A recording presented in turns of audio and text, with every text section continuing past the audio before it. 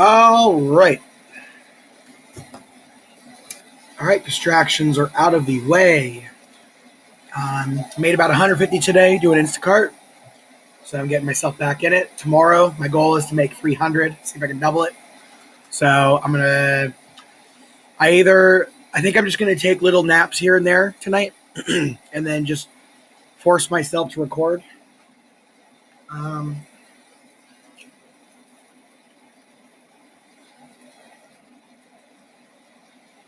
and then we'll see how that goes. But I read a little bit of the Sacred Books of the East. So what I'm going to do, since this is a lot more unfamiliar stuff, I still get a lot of it, but um, because I don't have really a clear idea of like the specific terms and stuff, I just know that like chi and energies and stuff. That stuff makes sense to me, but until I've read this to myself, I'm going to hold off on reading it out loud. I'm going to just do internal reading for this for now. Since with this stuff, a lot of this in the great books of the Western world, because I have spent the last 2 years intuitively making these connections already. I don't have obviously the specific examples, specific times, specific days, specific people, or anything, but I do know that like I've thought a lot about um, like shapes and geometries and stuff, and um, what does it mean to be free? What is choice? Different things like that. And I figured out ways to make sense of it for me already. And every time I read this, it just seems to affirm it every time. So I'm just going to keep doing that. But I think during my Instacart time, instead of recording, because I don't want to burn myself out with that stuff, I think that'll be my personal time. And so I'll just sit at Fred Meyer or wherever I'm shopping at for Instacart and just read. So that's what I'm going to do tomorrow. Tomorrow I'm going to try to get up at 5, do a little, maybe a squat workout just to get my legs a little warm again. Because, oh man, my legs are so sore still from the squats the other day. So, but I'll read, I think, the Sacred Books of the East. I just need to read these right now because this is just like in a way, it makes me think of the Bible. The Bible almost tells me like what questions I need to ask or what kind of it helps guide my thoughts, I guess. Um, just that kind of thinking based on what I read about Jehovah's name, what it's supposed to mean, and the way I describe it is to cause to become. I thought that's what it said in the Bible I was reading, but I don't remember offhand. But that's what I keep thinking of when I think of his name. Um, and what does it mean to me? To me, it just means once I'm in focus mode, I can make a choice, and that choice just depends on what I feel like doing. Usually, I feel like not doing anything because that's what I've done for the last few years.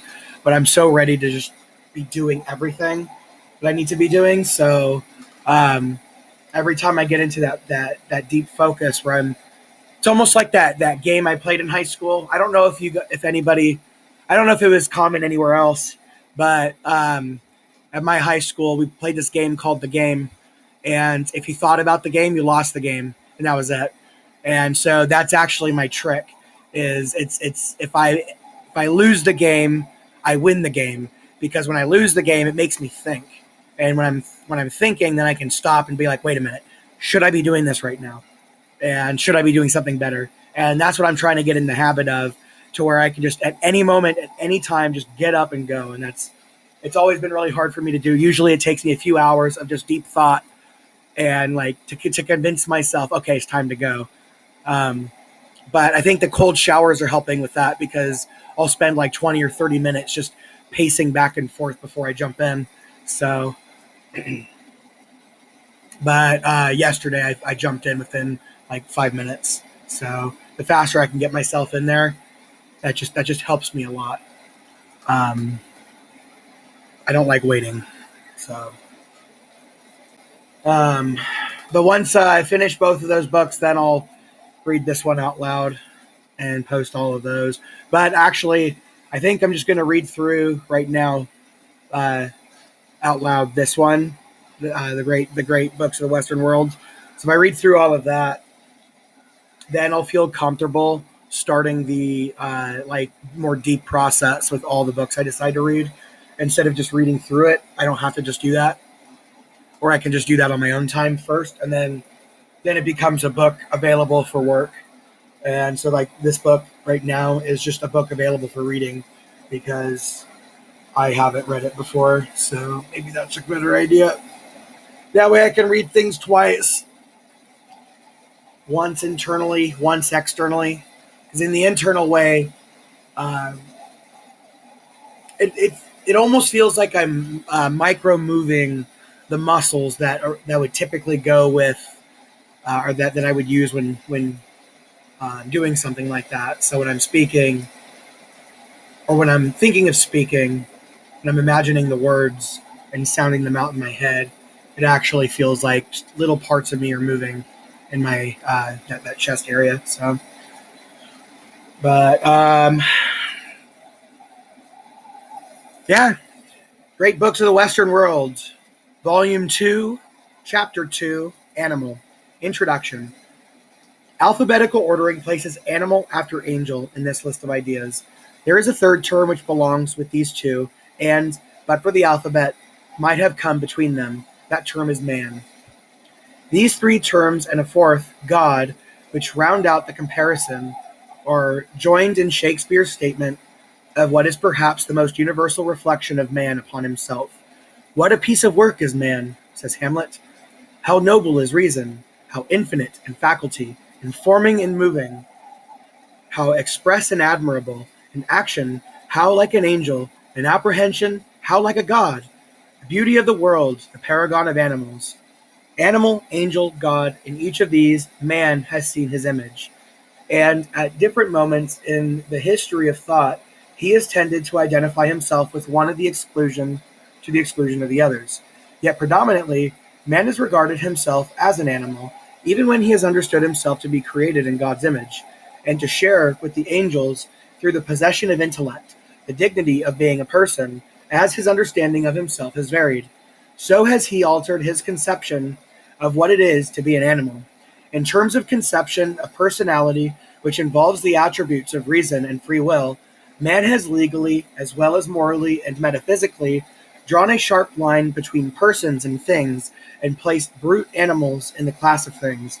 According to the principle of this distinction, being alive or even being sensitive does not give animals any more than plants or stones the dignity or status of persons. When man's animality, either in terms of his biological affinities or his evolutionary origins, has seemed to an adequate definition of his nature, man has attributed to animals many of his own traits, his intelligence, his freedom, even his moral qualities and political propensities. Nevertheless, he has seldom ceased to regard himself as the paragon of animals, possessing a character or a higher degree than other animals, the characteristic properties of all. There are exceptions to this, however. Animals have been glorified by man for skeptical or satiric purposes. Montaigne, for example, doubts that man can lay claim to any special attributes or excellences, and further suggests that, in some particulars at least, men are less able and less noble than the beasts.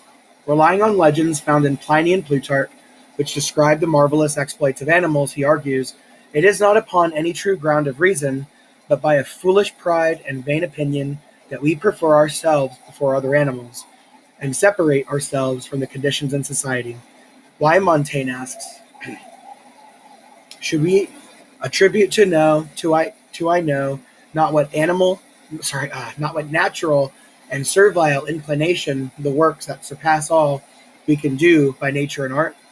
We have no grounds for believing that beasts by natural and compulsory tendency do the same that we do by our choice and industry. Rather, we ought, he concludes, from like effects to conclude like faculties, and consequently confess that the same reason, the same method by which we operate are common with them, or that they have others that are better. Nor can we excuse our presumption of superiority by the fact that we are compelled to look at animals from our human point of view. When I play with my cat, Montaigne writes, who knows whether I do not make her more sport than she makes me? We mutually divert one another with our monkey tricks. If I have my hour to begin or to refuse, she also has hers. Suppose animals were to tell us what they thought of us, the defect that hinders communication betwixt them and us. Why may it not be on our part as well as theirs? 'Tis yet to determine, Montaigne thinks, where the fault lies that we understand not one another, for we understand them no more than they do us. By the same reason, they may think us to be beasts, as we think them. If Montaigne's view were to prevail, no special significance could be given to brute, as opposed to rational animal. For that matter, the same holds true whenever man is conceived as just an animal, paragon or not. Animals are brute only when man is not.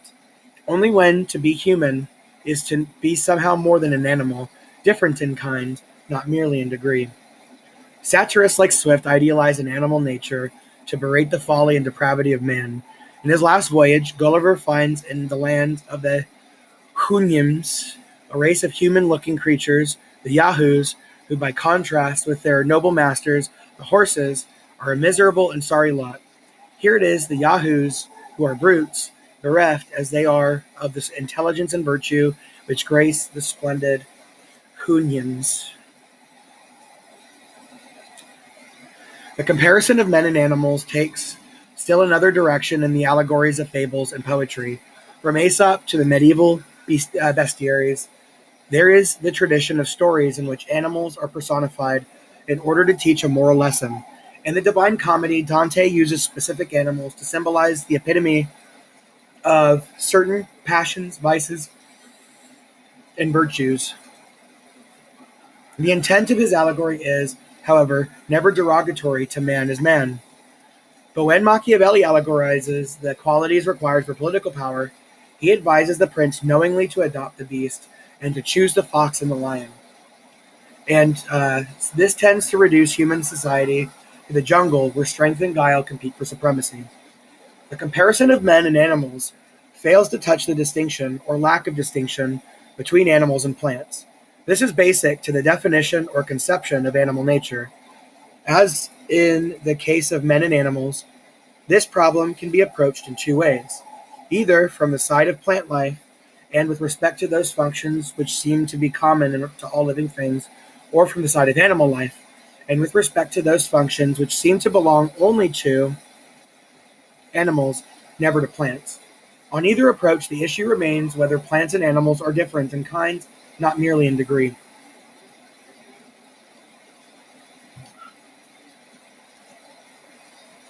Okay, one sec. I'll pour the coffee in.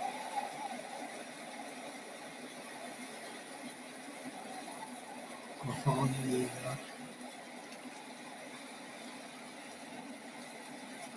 get that coffee. All right.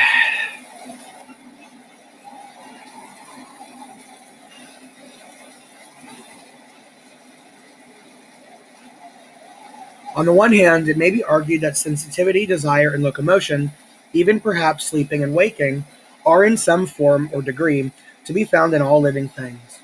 On the other hand, it may be argued that such functions as nutrition, growth, and reproduction, though obviously common to plants and animals, are performed by animals in a distinctive manner. If plants manifest all the vital powers or activities present in animals, or if in functions common to both, animals differ only in degree, then the scale of life would seem to be a continuous gradation rather than a hierarchy. The opposite position, which affirms a difference in kind and consequently a hierarchy, is taken by Aristotle. In his biological writings, as well as in his treatise on the soul, he draws a sharp line between plant and animal life by reference to faculties or functions absent in the one and found in the other. Aristotle first points out that living may mean thinking or perception, or local movement and rest, or movement in the sense of nutrition, decay, and growth. Hence, he goes on, we think of plants also as living, for they are observed to possess in themselves an originative power though which they increase or decrease in all spatial directions. They grow up and down, and everything that grows increases its bulk alike in both directions, or indeed at all, in all, and continues to live so long as it can absorb nutriment. This leads him to assign to plants what he calls a nutritive or vegetative soul, whereby they have the three basic faculties common to all living things: nutrition, growth, and reproduction. But Aristotle does not find in plants any evidence of the functions performed by animals, such as sensation, appetite, and locomotion. Well, see, I can actually. I shouldn't say it. I shouldn't say it yet. It makes me mad. I want to talk about it. Okay, nope, not going to talk about it. Galen follows Aristotle in this distinction. In his natural faculties, he limits his investigations to the functions common to all living things. He uses the word natural for those effects, such as growth and nutrition, common to plants as well as animals, which in his view are opposed to such activities as feeling and voluntary motion, peculiar to animals, that he calls effects of the soul or psychic.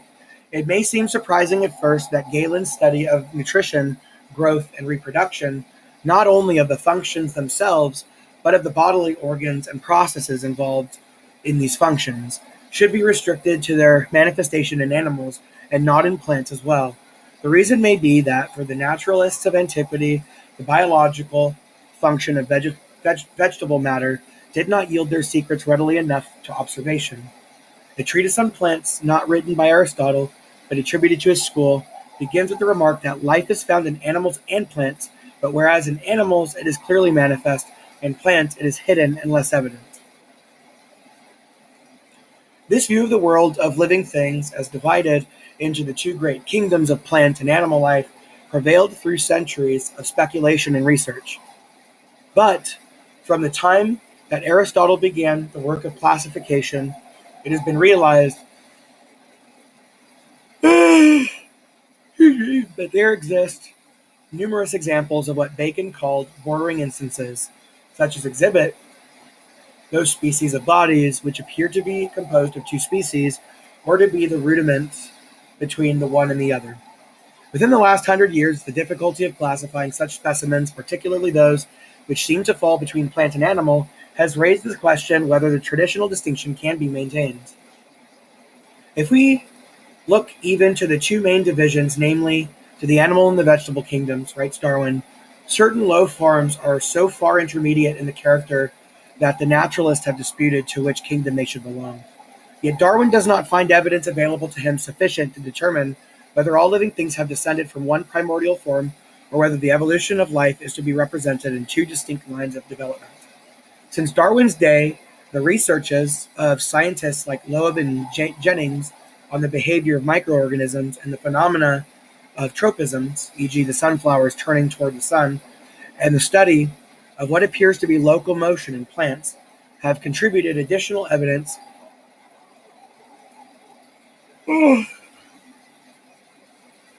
relevant to the issue. It is, however, still considered open and arguable.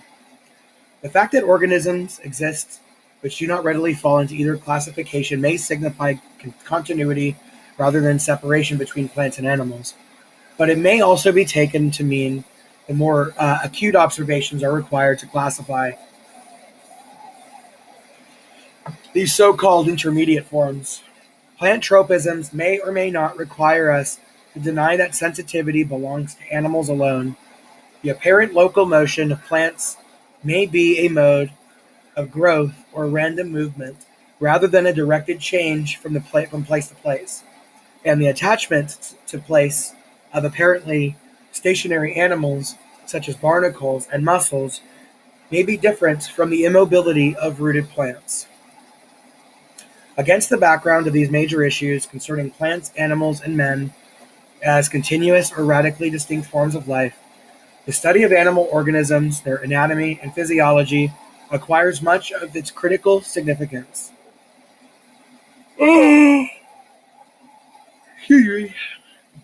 Anatomy is an ancient science.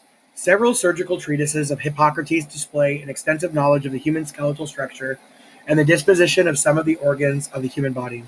The dissection of animal, as well as gross observation, provides Aristotle with a basis for the comparative anatomy of different species of animal. For Galen, as well as Aristotle, much of his anatomical study was motivated by an interest in the structure and relation of the organs involved in the local motion of the body as a whole, and in local motions within the body, uh, such as the motions of alimentary and reproductive systems.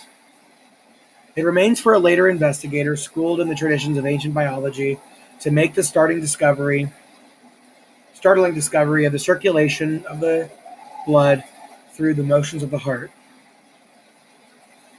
Harvey not only does this, but he also suggests that the functional interdependence of respiration and circulation, based on his observations of the inanimate structural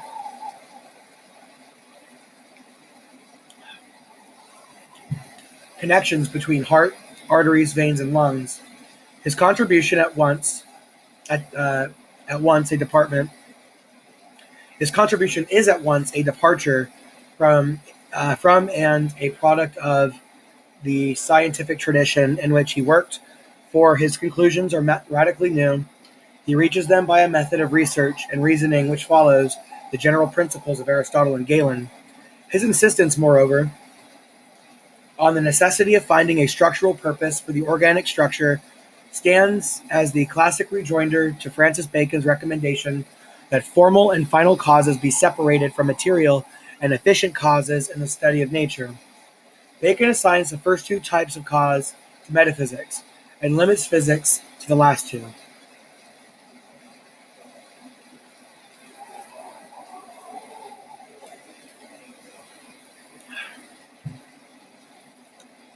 Harvey's work on the generation of animals is another example of the continuity between ancient and modern biology.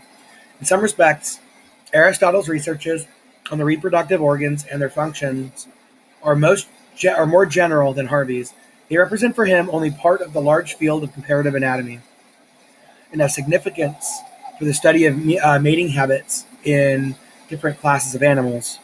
Yet, on the problem of the act of generation itself, its causes and consequences, especially the phenomena of embryonic development, Harvey's treatise reads partly as a conversation with Aristotle, and partly as the record of original observations undertaken experimentally. Okay, pause. All right. Oh my gosh, I cannot believe that. That was exhausting. I didn't know how I was so tired, but I just laid down and I think I just slept for 2 hours. That's the kind of sleep that I need. So just I don't even notice it go by. But I feel so much better. So I'm gonna go ahead and finish reading this if I can. I'm gonna go hop in cold shower and then I'll do my dialysis for the night, and I can get into the nitty gritty.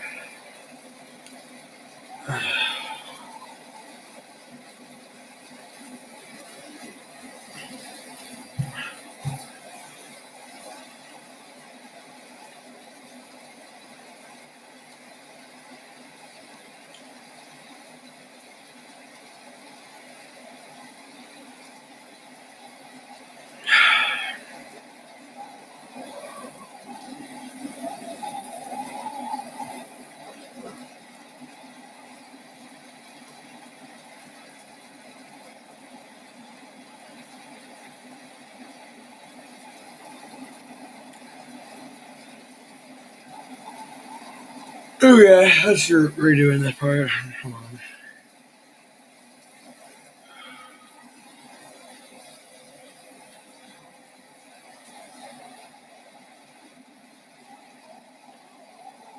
Harper's work on the generation of animals is another example of the continuity. Okay. Continuity between ancient and modern biology. In some respects, Aristotle's researches on the reproductive organs and their functions are more general than Harvey's. They represent for him for only a part of the large field of comparative anatomy and have significance for the study of mating habits in different classes of animals. Yet on the problem of the act of generation itself, its causes and consequences, especially the phenomena of embryonic development, Harvey's treatise reads partly as a conversation with Aristotle and partly as a record of original observations undertaken experimentally. Respect for our predecessors and for antiquity at large, he writes, inclines us to defend their conclusions to the extent that love of truth will allow, nor will I think it becoming in us to neglect and make little of their labors and conclusions, who bore the torch that has lighted us to the shine of philosophy. The ancients, in his opinion, by their unwearied labor and varied variety of experiments, searching into the nature of things, have left us no doubt light to guide us in our studies. Yet, Harvey adds, no one of a surety will know that all truth was engrossed by the students unless he be utterly ignorant of the many remarkable discoveries that have lately been made in anatomy. Referring to his own method of investigation, he proposes a safer way to the attainment of knowledge, that in studying nature, we question things themselves rather than by turning over books. It is particularly with respect to animal generation. Hold on. Excuse me. It's particularly with great respect to animal generation that the great books exhibit continuity in the statement of basic problems in biology, as well as indicate the logical conditions of their solution. The issue of spontaneous generation as opposed to procreation runs through Aristotle, Lucretius, Aquinas, Harvey, and Darwin. The problem of sexual and asexual reproduction, with all the relevant considerations of sexual differentiation and sexual characteristics, is to be found in Aristotle, Darwin, and Freud. Questions of heredity, though they are raised with new significance by Darwin and William James, have a lineage as ancient as Plato. Scientific learning has, of course, advanced in recent times with regard to the nature of behavior of animals. On such topics as hereditary, the work of Mendel, Bateson, and Morgan is crucial. Or, to take another example, our knowledge of the functioning of the respiratory excuse me, and the nervous system has been greatly enlarged by the researches of Haldane, Sherrington, and Pavlov. Yet even in these areas, the background of recent scientific contributions is to be found in the great books. In the writings, for example, of Harvey, Darwin, and William James. Another interest which runs through the whole tradition of man's study of animals lies in the problem of their classification, both with respect to the principles of taxonomy itself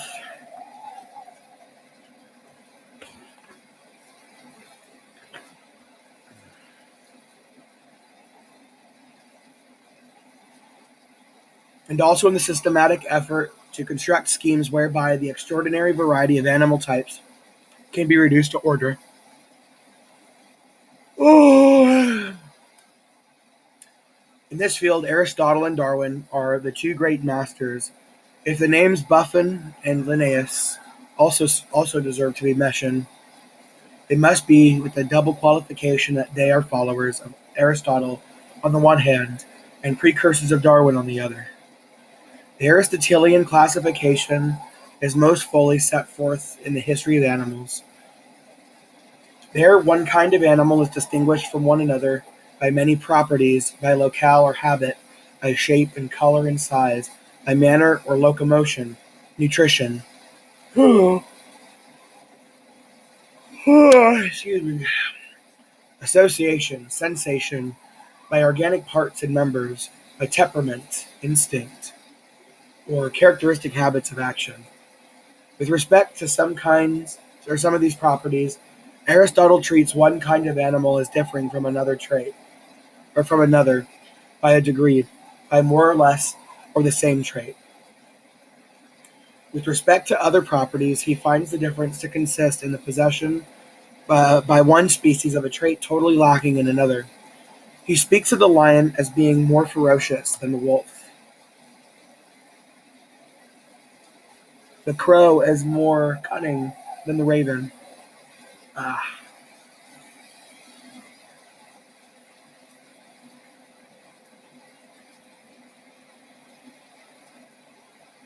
sorry.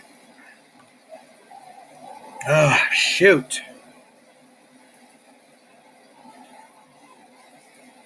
Ooh. But he also observes that the cow has an organ of digestion, uh, which the spider lacks.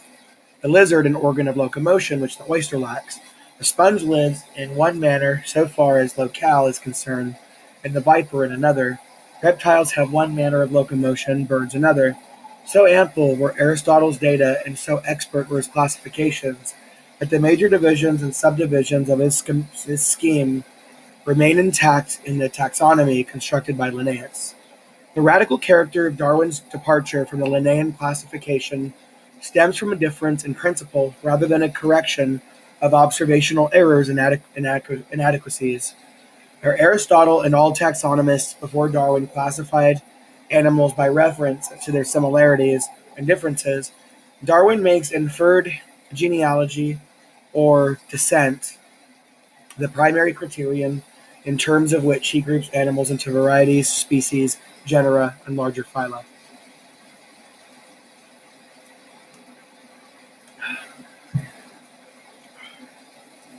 Naturalists, according to Darwin, try to arrange the species, genera, and families in each class on what is called the natural system. And what is meant by this system? Some authors look at it merely as a scheme for arranging together those living objects which are most alike, and for separating those which are most unlike.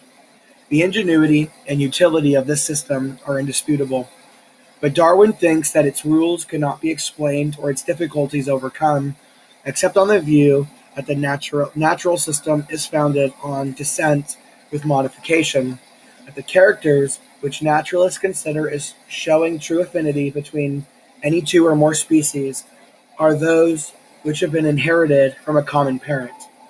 All true classification being genealogical, that community or descent is the hidden bond which naturalists have been unconsciously seeking, and not some unknown plan of creation, or the enunciation of general propositions, and the mere putting together and separating objects more or less alike.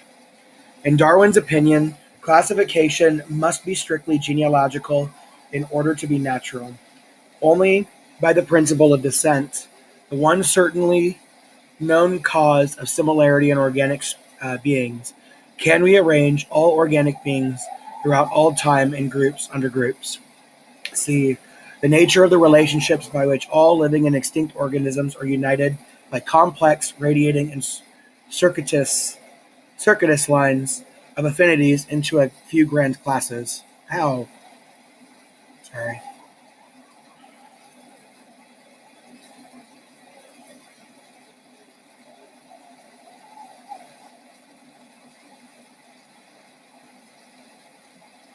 Yeah.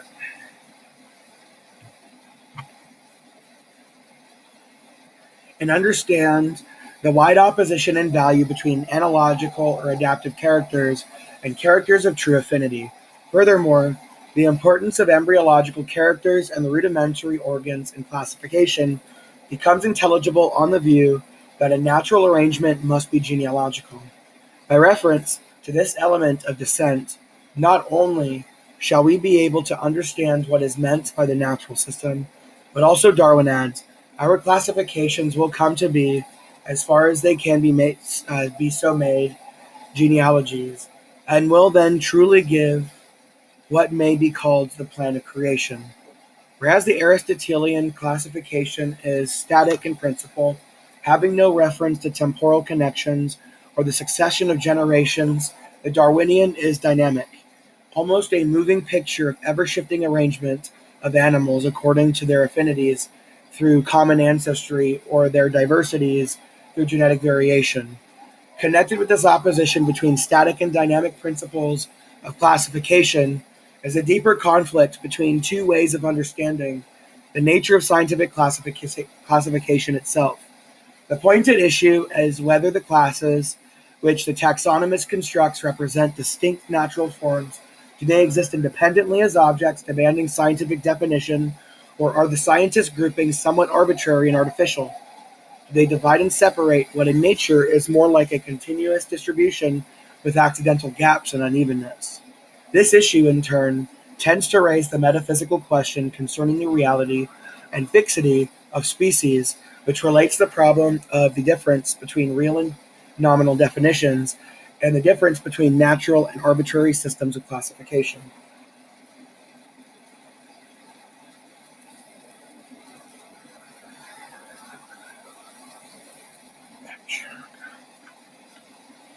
On these matters, Aquinas and Locke have much to say, as well as Aristotle and Darwin.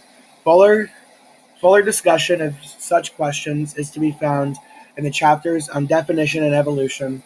Insofar as problems of classification and the nature of species have a bearing on evolution, they are treated in that chapter, as are related issues of continuity and hierarchy in the world of living things, and of difference in degree or kind, as between plants and animals and men. The last two problems also occur in the chapters on life and man.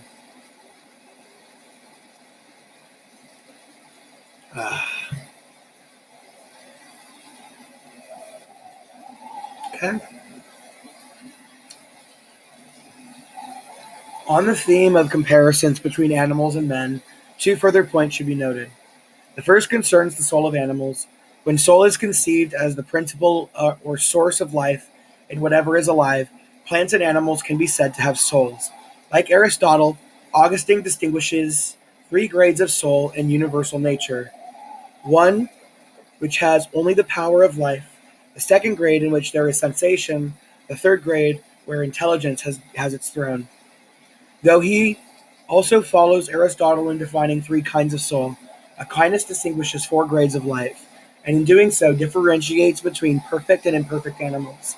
There are some living things, he writes, in which there exists only vegetative power, as the plants. There are others in which there exists also the sensitive, but not the locomotive power, such as immovable animals, as shellfish. There are others which besides this have locomotive power, as perfect animals, which require many things for their life, and consequently movement to seek the necessaries of life from a distance. And there are some living things which, with these, have intellectual power, namely man. On this theory, man, viewed in terms of his animal nature, is a perfect animal. Viewed in terms of his reason or intellect, he stands above the highest animals. Yet having a soul is not peculiar to man, just as being alive, or sensitive, or mobile is not. But when, as with Descartes, soul is identified with intellect as a thing which thinks, that is to say, a mind, or an understanding, or a reason. And in addition, soul is conceived as a spiritual and immortal substance. Then the conclusion seems to follow that animals do not have souls. For Descartes, the theory of the animal as a machine or automaton follows as a further corollary. If there had been such machines possessing the organs and outward form of a monkey or some other animal without reason, Descartes claims that we should not have any means of ascertaining that they were not of the same nature as those animals. Hobbes likewise would account for all the actions of animal life on mechanical principles. For what is the heart but a spring, he asks, and the nerves but so many strings, and the joints but so many wheels, giving motion to the whole body? The animal is thus pictured as an elaborate system of moving parts, and flexibly determined to behave in certain ways under the impact of stimulation by external forces. The doctrine of the animal automaton is sometimes generalized, as by Lemaitre, a follower of Descartes, to include the conception of man as a machine. The same conclusions which are reached from the denial of soul in animals seems to follow also from the theory that the soul, even in the case of man, is material or a function of matter, according to those who, like Lucretius, hold this view that the phenomena of life, sensation, and thought can be explained by the movement of atomic particles and their interaction. The second point concerns the relation between instinct and intelligence in animals. This nature of animal instincts or innate habits is considered in the chapters on emotion and habit, as is the nature of animal intelligence in the chapters on man and reasoning. But here we face the issue whether instinct functions of animals, as reason does in man, to meet the exigencies of life, or whether in both, though varying in degree, intelligence cooperates with instinct to solve the problems of adjustment to environment. Those who, like Aquinas, regard instinct and reason as the alternative and exclusive means which God provides for the ends of animal and human life, necessarily tend to interpret animal behavior in all its detail as predetermined by elaborate instinctive endowments. Accordingly, animal behavior, even when voluntary rather than purely the action of physiological reflexes, is said not to be free, or an expression of free choice on the part of the animal, for as is pointed out in the chapter on will, Aquinas calls behavior voluntary if it involves some knowledge or consciousness of the objects to which it is directed. Instinctive behavior, such as an animal's flight from danger or its pursuit of food or a mate, involves sense perception of the objects of these actions, as well as feelings or emotions about them. But though it is voluntary in the sense in which Aquinas uses that word, instinctive behavior is, according to him, the exact opposite of action based upon free will. It is completely determined by the inborn pattern of the instinct. It may vary in operation with the circumstances of the occasion, but it does not leave the animal the freedom to act or not to act, or to act in this way rather than that. Such freedom of choice, Aquinas holds, depends on reason's ability to contemplate alternatives, to none of which is the human will bound by natural necessity. Aquinas does not limit human reason, as will to go to a role analogous to the one he ascribes to instinct and emotion in animal life. Their power enables man to engage in speculative thought and to seek remote ends. Nevertheless, on the level of his biological needs, man must resort to the use of his reason and will, where other animals are guided by instinct. Man has by nature, Aquinas writes, his reason and in his hands, which are the organs of organs, since by their means man can make for himself instruments of an infinite variety and for any number of purposes. Just as the products of reason take the place of hair, hoofs, claws, teeth, and horns, fixed means of defense or clothing, as is the case with other animals. So reason serves man's needs, in the view of Aquinas, as instinct serves other animals. Others like Darwin, James, and Freud seem to take a different view. They attribute instinct to men as well as to animals. In their opinion, instinctively determined behavior is influenced by intelligence and affected by memory and imagination in animals as well as in men. They recognize, however, that instinct predominates in some of the lower forms of animal life and acknowledge that the contribution of intelligence is great only among the more highly developed organisms. Man has a far greater variety of impulses than any lower animal, writes James, and any one of these impulses taken in itself is as blind as the lowest instinct can be. But owing to man's memory, power of reflection, and power of inference, they come each one to be felt by him after he has once yielded to them and experienced their results in connection with the foresight of those results. On the same grounds, James argues that every instinctive act in an animal with memory must cease to be blind after being once repeated and must be accompanied with foresight of its end, just as far as that end may have fallen under the animal's cognizance. If instinct in animals or men were sufficient for solving the problems of survival, there would be no need for what James calls sagacity on the part of the animals or of learning from experience. Like Montaigne, James assembles anecdotes to show that animals exercise their wits and learn from experience. No matter how well endowed an animal may originally be in the way of the instincts, James declares, his resultant actions will be much modified if the instincts combine with experience. If in addition to impulses, we have memories, associations, inferences, and expectations on any considerable scale. In his consideration of the intellectual contrast between brute and man, James places the most elementary single differences between the human mind and that of brutes, and the deficiency on the brute's part to associate ideas by similarity, so that characters, the abstraction of which depends on this sort of association, must in the brute always remain drowned.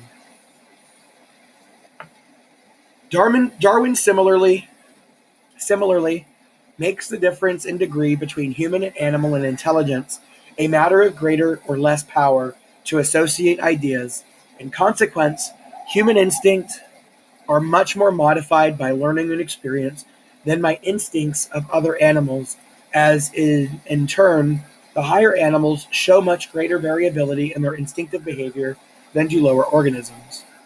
It is not necessary to deny that men alone have reason in order to affirm that, in addition to instinct, animals have intelligence in some proportion to the development of their sensitive powers, especially their memory and imagination.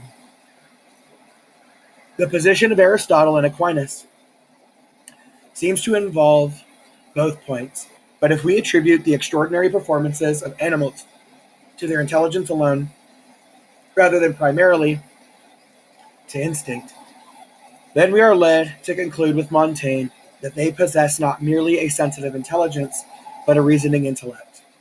Why does the spider make her web tighter in one place and slacker in another? Montaigne asks. Why now one sort of knot and then another, if she is not deliberation, thought, and conclusion?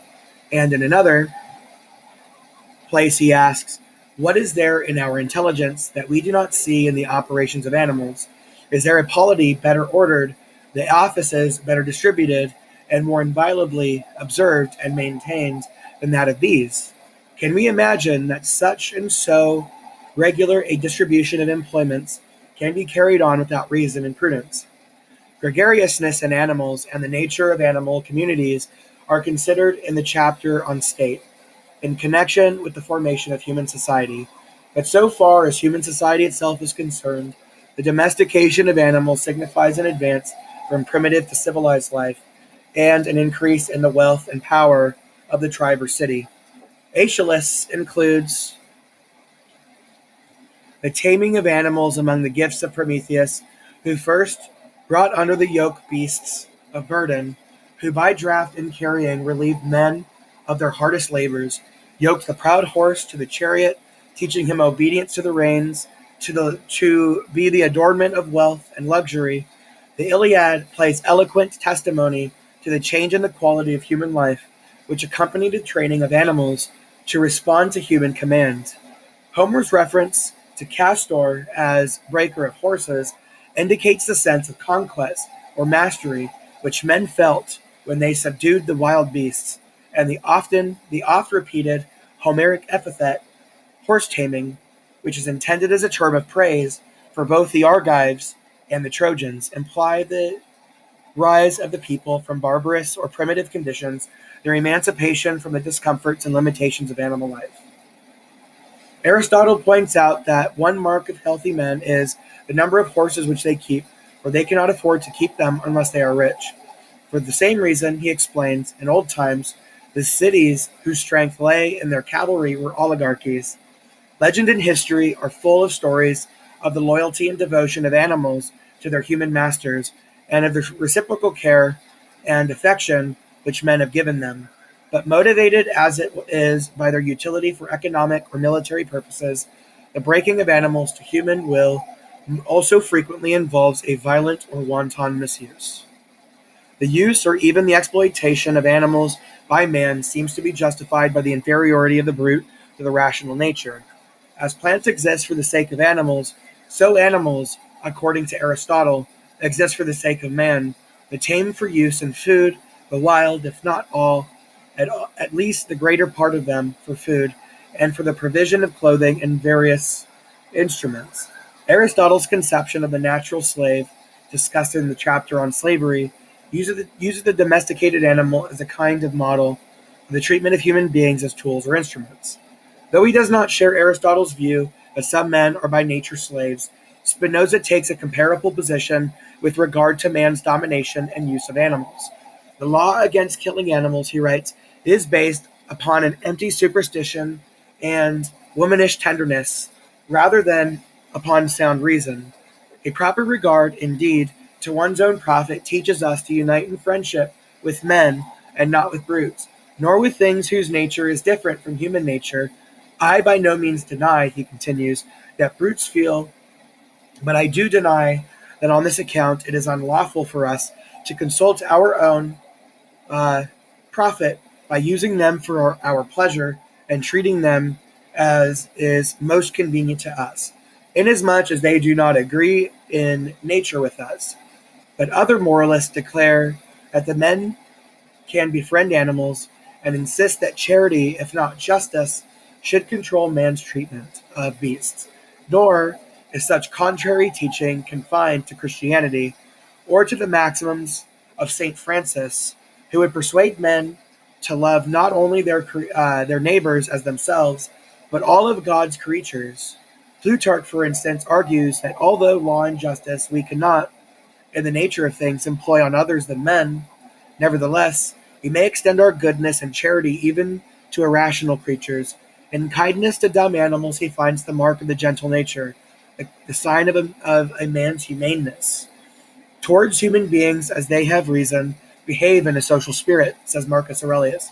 But he also writes, as to animals which have no reason, and generally all things and objects, do thou, since thou hast reason, and they have none, make us use them with a generous and liberal spirit.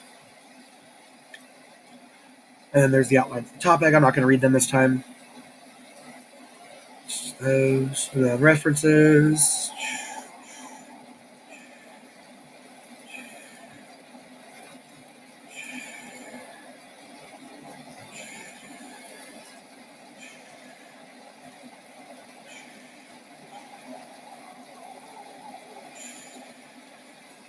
Jeez, there are so many.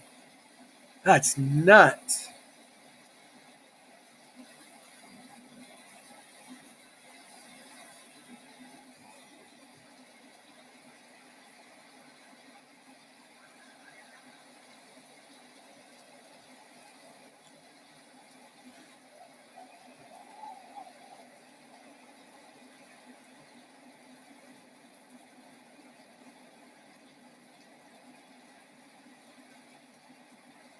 Additional readings. Okay, and that's it for that for now. I'm going to go take my